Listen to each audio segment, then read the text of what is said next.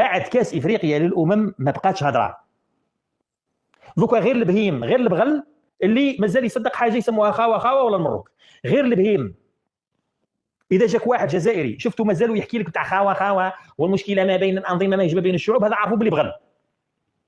هذا ما تهضرش مع جدو، هذا ديريكت ثاني خبطوا والله. خلاص دوكا اللي مازال جزائري اللي مازال يعتقد باللي كاينه خاوه خاوه مع المروك وكذا، هذا انسان ما فيش الخير. هذا منذ كان نقولها لك قاطعوا، هذا ما فيش الخير خلاص.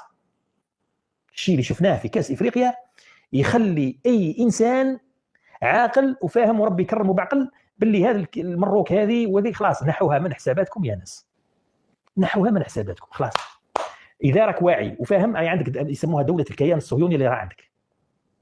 انا قاعد نتفرج في المصريين يعني راهم يعتذروا من الجزائريين، قالك سمحوا لنا ما كناش عارفين. المصريين يعني الشعب المصري قال لك ما كناش، قالوا والله العظيم